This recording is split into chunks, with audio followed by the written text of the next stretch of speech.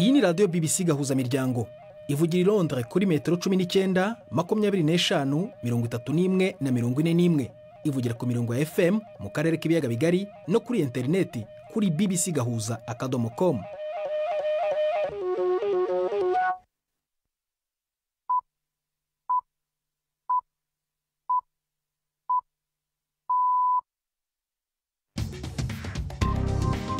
Ubu ni saa 10 n'igice ku isaha mpuzamahanga ya GMT, ni saa 12 n'igice ku masaha yo mu Rwanda no mu Burundi. Muri studio muri kumwe na Prudence Ngiyumva. Weriwe hoteza amatwi BBC gahuza miryango aho uri hose ku isi, kaze kuri radio kuri bbcgahuza.com, kuri Facebook live mu buryo bw'amashusho no ku mirongo migufi ya shortwave. Dore ingingo z'ingenzi z'amakuru turambora mu kanya kuri uyu wa kabiri tariki ya 30 z'ukwa mbere. Urukiko muri Pakistan rwakatiye Imran Khan wahoze ari minisitiri w'intebe na Shah Mahmud Qureshi wahoze ari minisitiri w'ububanyi n'amahanga gufungwa imyaka 10. Bahamijwe kunyereza inyandiko z'ibanga. Mu Rwanda haravugwa urupfu rwa Bunzira Jean Baptiste murumuna wa Serafin Twahirwa uherutse guhamwa n'ibyaha bya jenoside n'urukiko rwo mu Bubiligi. Bunzira yari yagiye Buruseli kuba umutangabuhamya mu rubanza mukuru we yaburanagamo. Cote d'Ivoire yiyushya kuya yasezereye Senegal mu irushanwa ry'igikombe cy'ibihugu bya Afurika CAN. Mu kanya Mali na Burkina Faso nibyo bitahiwe mu guhatanira tike ya 1/4. Hari n'ikinamico runana, ibi biganiro biwe na Mark Niyonkuru.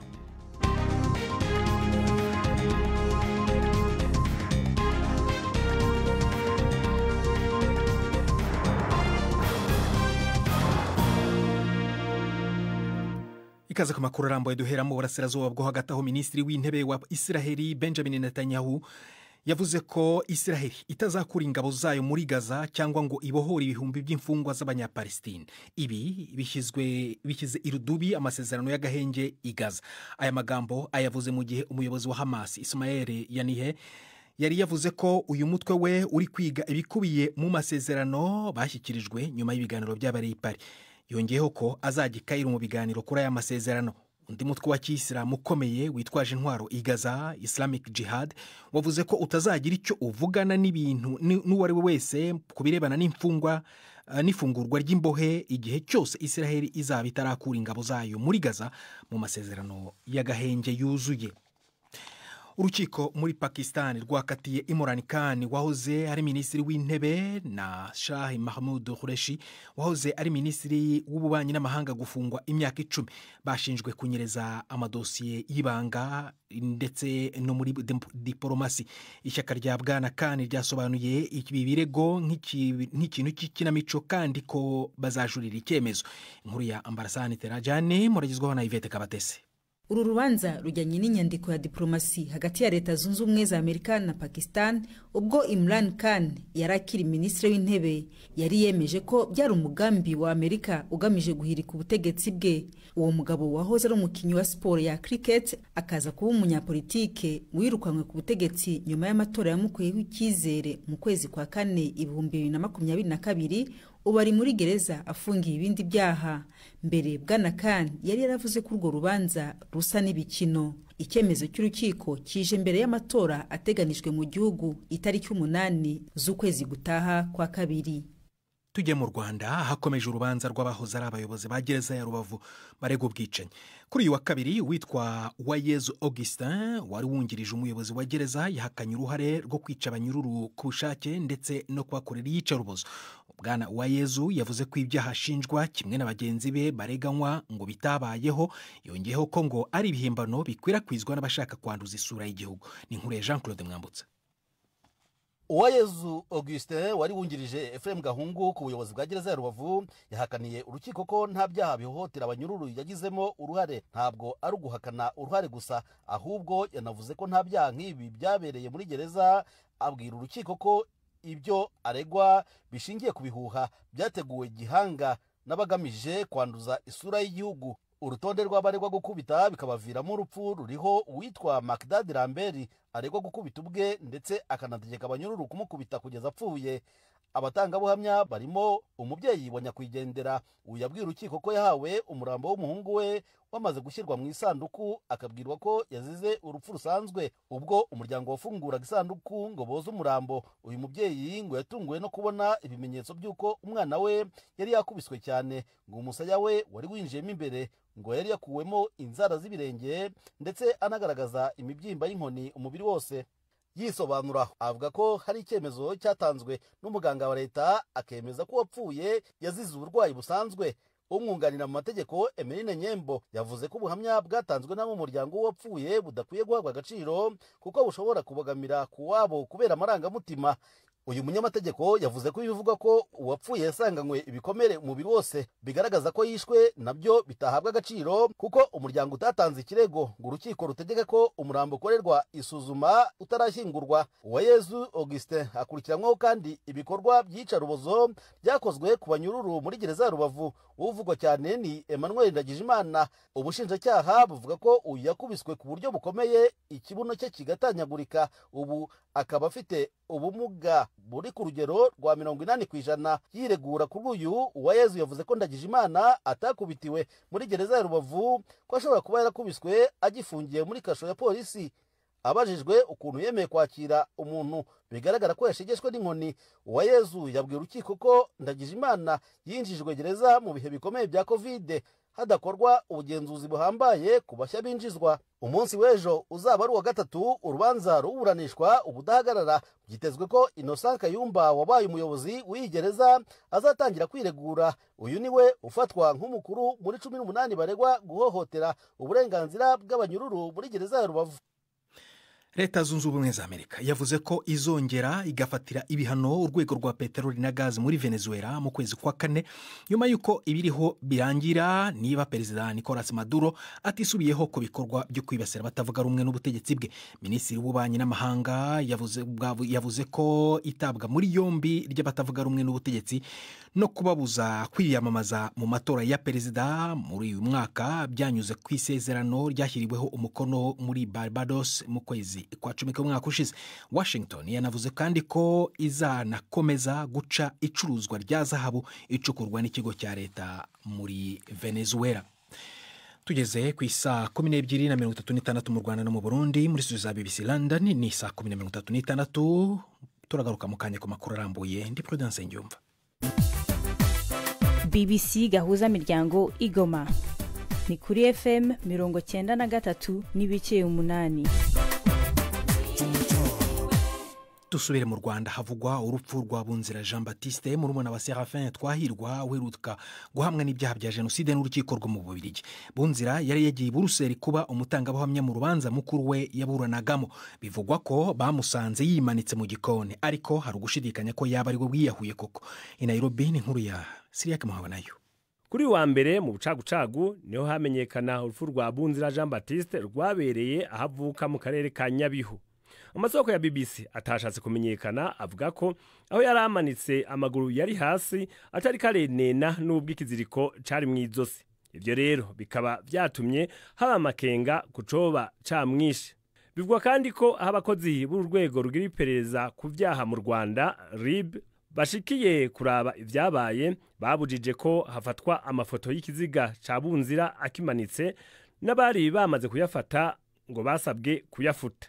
BBC yamye ko Bunzira Jean Baptiste yari yiriwe arasangira n'inshuti n'abagenzi. Mwijoro buri mu guca niho ngo hari ababonye urugi rw'inzu yiwe rwuguruye bagiye kuraba basanga amanitse ku mugozi mu gikoni. Uwo mugabo w'imyaka 61 yari asanzwe arangurira imirimo yiwe mu karere ka Bugesera ari naho yaba.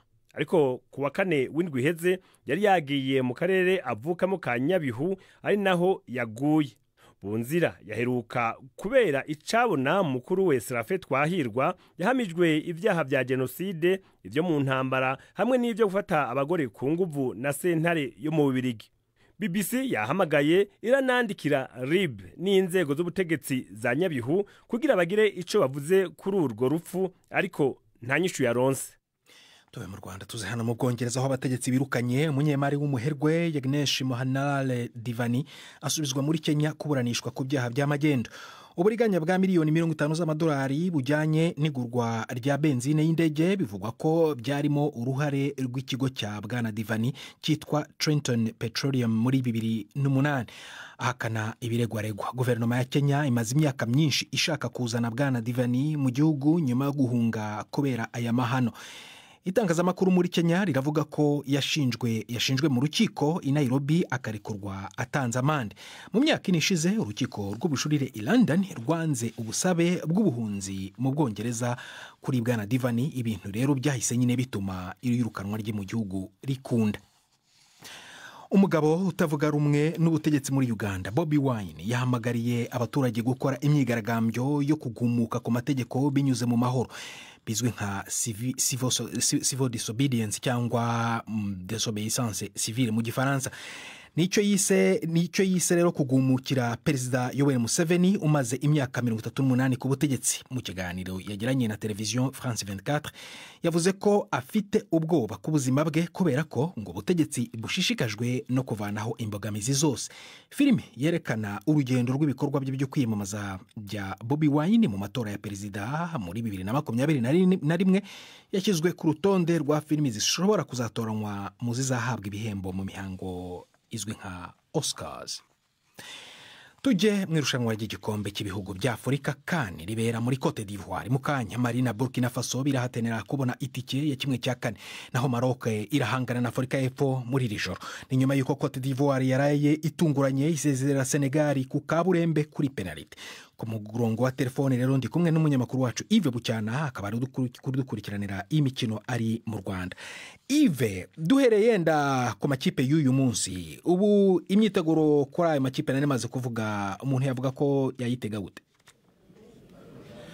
Umukino ugiye kuba mu kanya urahuza Mali na Burkina Faso, no mukino uza kuba ukomeye ku mpande zombi, ariko ku rupapuro nyine Mali irahabwa amahirwe cyane cyane hagendewe ku mukino wayo ufunguye kandi wo kwataka izamu cyane. Maroc na Afurika y'Epfo no mukino uza kuba isaa 4. Umutoza wa Maroc Walid Regragui yemerewe gutoza uno mukino nyuma yo kuvanirwaho ibihano n'ishyirahamwe ry'umupira w'amaguru muri Afurika CAF bigendewe ku myitwarire ye idahwitse yagaragaje ku mukino wabahuje na Congo Kinshasa. Ubwo bikaba bigaragaza yuko Maroc ariyo ihabwa amahirwe ukurikije ubuhangange bwayo muri Afurika. Gusa navuga ko kugeza ubu Maroc uko abantu bari bayiteze nk'ikipe yageze muri 1/4 cy'igikombe cy'isi giheruka, nta kidasanzwe yari yereka abantu, bitatangaza rero benshi iramutse itunguwe na bafana ya Afurika y'Epfo. Yves, wari umaze kubivuga uti ku rupapuro ku mukino wa Mali nyine na Burkina Faso, ariko tugarutse ku mikino yarayibaye, Cote d'Ivoire yasezere Senegal ifite igikombe. Intsinzi yakuye cyo navuga mu menyo ya rubamba, nta mahirwe rwe yahabwaga. Byasobanurwa gute? Gutsinda kwayo navuga ko Cote d'Ivoire yabikoreye. Urebye umukino uko wagenze, nari nabibabwiye ko abakinnyi bari bategewe amafaranga n'abantu batandukanye barimo Didier Drogba, no mu mikinire byagaragaraga ko bari bafite ishyaka ryinshi kurenza ikipe ya Senegal. Senegal yamaze gutsinda igitego isa n'ishaka kurinda izamu. Ikindi kandi abakinnyi nka Sadio Mane ibyo baraye bakinnye bihabanye cyane nuko abantu bari bamwiteze. Cote d'Ivoire rero yashoboye kubasezera kuri penalty nyine inyuma yo kunganya igitego 1-1.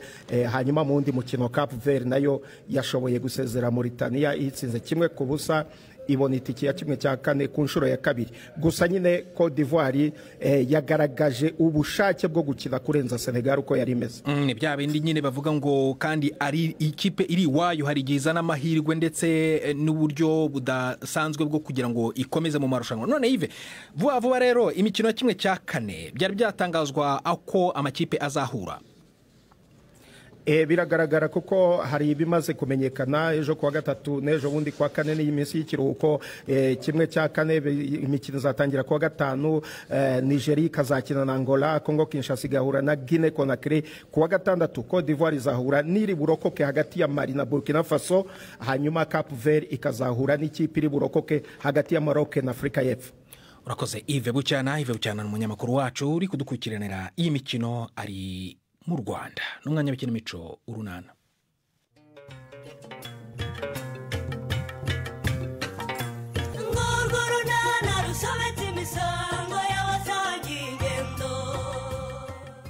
nyuma y'iminsi myinshi ijwi rya Lopez yongeye kumvikana i Nyarurembo. Stefano arasabwa ibisobanuro ku kibazo cya Bugingo wakuwe mu ishuri. N'urunana. Ndiko se muze. Higena ntushobora no gukebuka ngo urebe inyuma. Ninge mwavugerezaga inzogera se. Ni wowe. Mwabona Imana idaciye inzira nkabona ikiraka ntiriwe njya ku ndege hariya mu gasadere. Oya si ikiraka mbashakira da. None se murashakira iki kintu?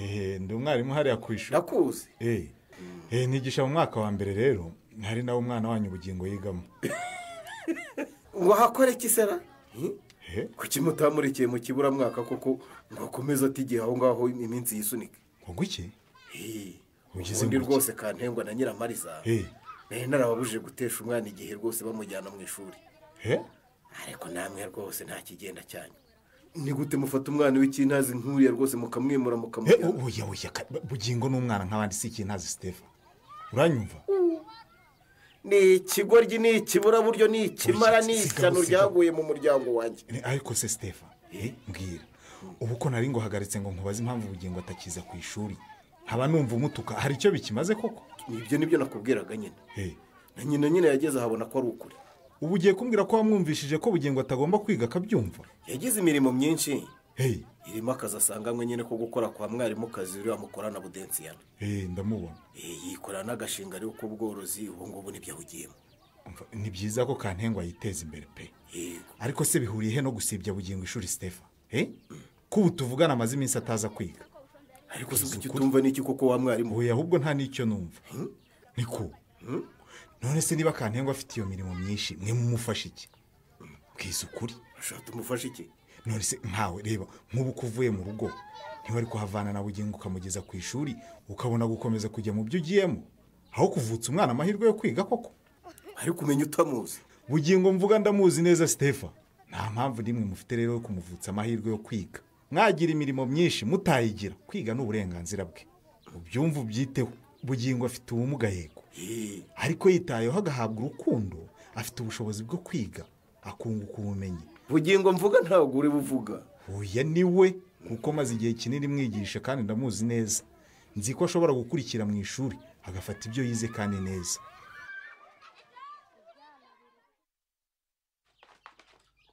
Yego mana yanjye. Se buryo uvuye guhuruza Bushombekere? Ariko usikiza umuke ebyiri zateraga mama. Hosh ariko. Yewe umenya zirembye. Ndabona zitava aho ziri. Erega singwa kuzugura ngo urebe ko zigenda kankwa. Biragaragara rwose. Reba uko amaso yazo yabaye. Ziranati bimyira ubwo se urabona zitarwaye? None se ubu ndabigenza ne papa nkuko zanjye zigiye gupfa. Ntukihutire kuvuga urupfu ariko Kere. Kuva na kera kose inkoko zirarwara zigakira. None se kuki harwaye ebyiri nziza zitera kuko mama? Ubwo nizo zafashwe nyine. Ahubwo mureba muzishyira zive mu kiraro rwose zibanamo n'izindi. Ubwo nuko zicumbikira mu gikoni zikabona gashyuye. Ndabona zasuherewe. Erega ikibazo suko zotesha ngo zicyuye kankwa. Buriya zigumye mu zindi rwose zazanduza. None se ubu ndabigenza ne papa? Urabuzivangwe nyine n'izindi hanyuma tureba aho byerekeza. Ubwo rero sinjya ku ishuri ndaguma hano. Ariko mana yanjye. Kire nta mpamvu yo gusiba ishuri rwose. Jya kwiga rwose nkuko zabe ntacyo ziri bubi. None se ninzisiga zikaremba papa urumva biri bugende bite? None se ubundi bwo ntusibukirirwa hano mu rugo uko bizaba bigonguye iki birazibuza kuremba niba ziri burembe? None se turazifasha iki papa? Hoye mutesi wa Bushombeye y'inkoko irwaye umuntu ayishakira kamurari agashyiramo umunyu n'ibindi byatsi igakira. Jya kwiga ndabe gukurikiranira. Ibyo mama avuze nibyo papa? Yewe genda bitegura ujye kwiga ubwo Kankwanze nawe arazitaho.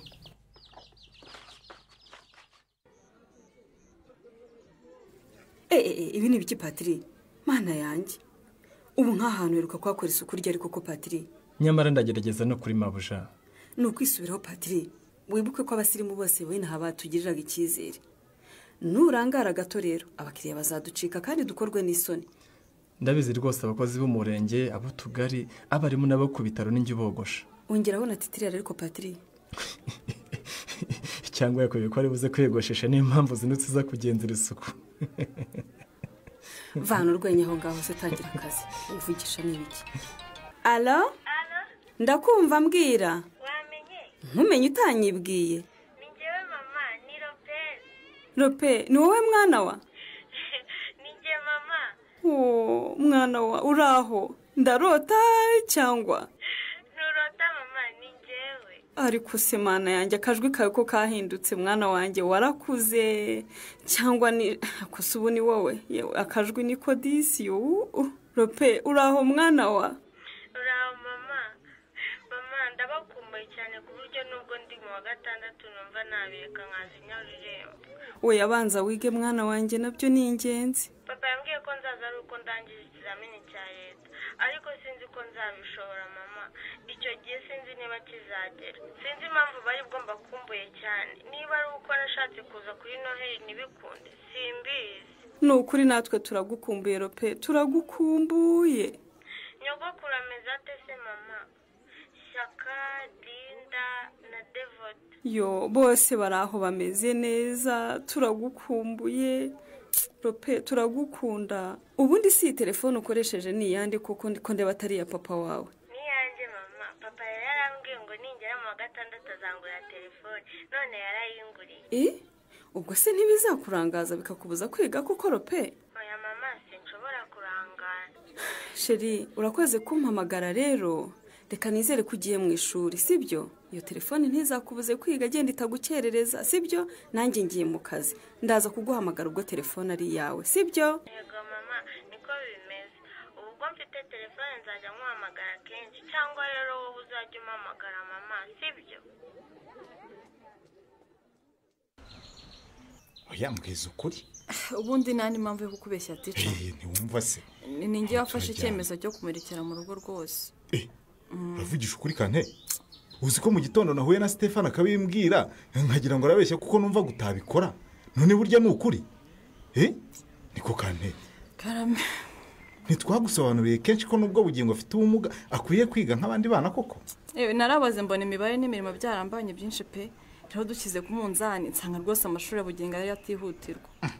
Kubera ko afite ubumuga rero? N'ubundi uyu munsi bugingo ariga ibyo yize akabifata. Ejo akabyibagirwa.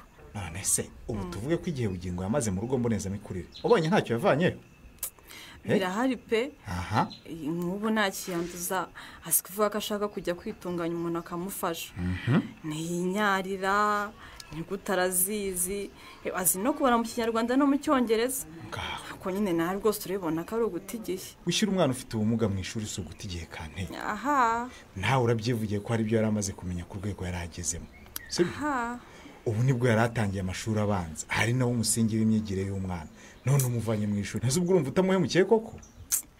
Ticha nuko nawe urabona amasamvira mu kazi ko kwa Philippe. Ndayabona. Iyo ngeze mu rugo nirukira mu kinani kwahira ingurube zanjye, nkazikukira, nkatangira imirimo yo mu gikoni, meze nya kuryama nawe yagacuho. Nta nazinduka nkazinduka njya kwahira. Mbese ibyo byose ukora byasimbuye imyigire y'umwana. Rega n'ubundi bugingo ntacyo azavamo Ticha. Barabivuga nkagira ngo nukubeshya ariko rwose nanjye ndabyibonera nta muntu umurimo. Ni ibyago byangwiriye pe. Nako papa ajya avuga ngo ni imivumo yo mu miryango agira ngo arabeshya. Kantengwa. Ngomba kwiyakira Ticha. Kantengwa. Karabe. Kugira umwana ufite ubumuga si ibyago. Si umuvumo si n'umwaka rwose.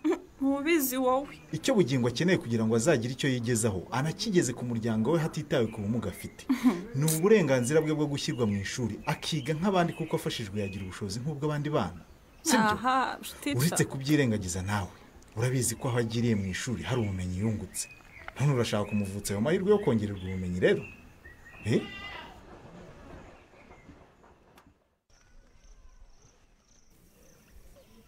Upese umwahuriye hehe nye? Yampamagaye mama.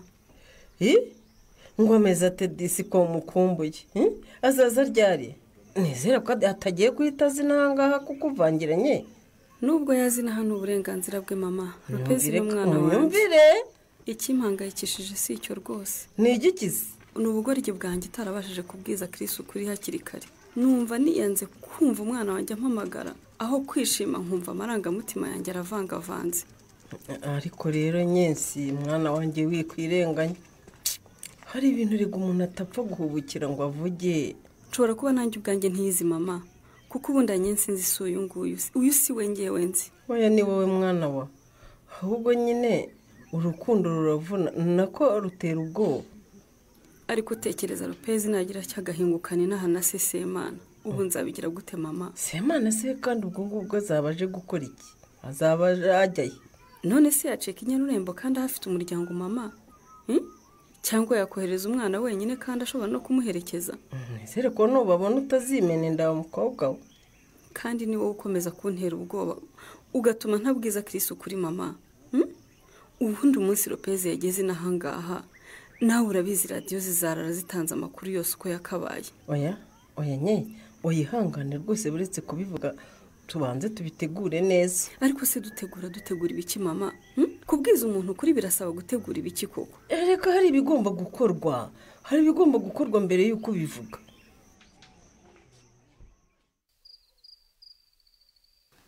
Papa yewe waje ugatabara ko muri umukobwa washobora kwigira nabi koko.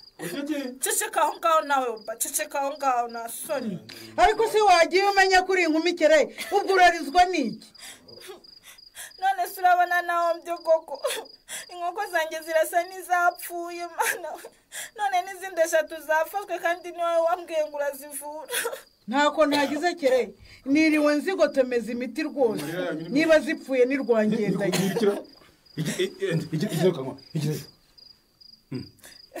Ndabona zizagonza amadushi neza neza. Ndo n'amababa yawe. Ese ubwo kugira ngo zipfe ubundi ubwo mwazibaza tukazirya. Njya kurira umwana mu ijosi kere. Ariko uzi ko uyu mukobwa yahindutse igisimba neza buso. Urabona uko yaragize musaza we. Nukuri ariko nukuri nubwo yaranyishe nukuri rwose ndikuvuga ukuri. Zibaho ngaho bana nango ko yanjye. Mwipfubusa ariko. Kire mwipfubusa rwose. Ntihongere gutuka musaza wawe. Urumva? Uramusagarira rwose ubwo urabona utari kumuhohotera. Hayereye kare. None se umuntu akazajya atanga igitekerezo akabizira kuko hari ukuzitabara kuduru rwose zimeze nabi pe. Nyamara rero ngewe ndabona ibi bintu atari gusa. Atari gusa gute we kanwa. Ibyawe byose biba bifite impamvu. Izi nkoko nazisekuriye imiti yose twajyaga duha inkoko zirwaye ibicurane zigakira. None aho gukira zirarushaho kuremba. Dore nturebiriye. Dore rwose yakubye amababa neza. Rwose ntago. Kandi ndakwiyamye ukifuriza inkoko zanjye gupfa na soni. Abagome we. Kava. Ruvuga ibyo utekereza. Hari umuntu wabonye aza akazigaburira ibintu bihumanye koko? Ntawe nabonye. None. Ariko ndakeka ko izi nkoko zitarwaye umuraramo cyangwa indi ndwara isanzwe. Zirwaye iki se? Ahubwo n'abagome bazihemukiye. Abo bagome bawe. Koko inkoko zanjye baziho iki koko mana ya. Ko inkoko zanjye nzigaburira zifungiranye nta muntu uzonera baba baraziho iki koko mama. Nyamara ntawe uyoberwa umwibye busho. Ahubwo ayoberwa hamuhisha. Nyamara none se abantu bino batuzi tutagira n'urwara rwo kwishima ukaba ubona ko bakwishimira kubona urenjeniyeri utwara moto yawe dufite umukumbi w'ihene n'umwana wacu akagira inkoko zingana kuriya mbare. Sigaho rwose kugira ukekere gusa hatutebe urwango mu bana bacu rwose uvuga ibintu bidafite ishingiro.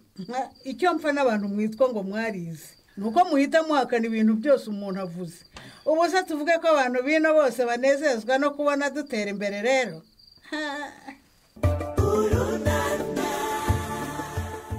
Izi mpungenge za Kankwanzi zaba zifite ishingiro. Arateganya gukora iki? Wowe se wabagiriye ihe nama? Naho mu kiganiro runana cy'ubutaha. Ikinamico runana mwitegurirwa n'umuryango Urunana Development Communication mukayikurikira kuri radio BBC kuwa 2 no kuwa 4 saa 12:45 z'umugoroba. Ikinamico runana kandi mwayikurikira kuri YouTube. Kuyigeraho andika ijambo Ikinamico runana official maze utange n'ibitekerezo. Uramutse ufite ikibazo cyangwa igitekerezo kandi wifuza kutugezaho watwohereza ubutumwa bugufi bwanditse kuri telefone igendanwa 0783 18 10 64. Mushobora kandi kunyuza ubutumwa kuri page yacu ya Facebook kwigeraho ni ukwandika ijambo urunana. Dusubikiye ikiganiro urunana cy'uyu munsi naho ubutaha. barakoze bagenzi bacu mu ikinamico urunana. natwe rero nahanga dusubika ibiganiro byacu byo kuri uyu wa kabiri. ukaba ushobora kongera kubyumva kuri bbc-gahuza.com cyangwa ukajya kuri Facebook mu buryo bw'amashusho ukandika BBC Gahuza. wakoze gusangira umugoroba wawe natwe hano kuri BBC Gahuza Miryango. ndi Prudence Nyumva.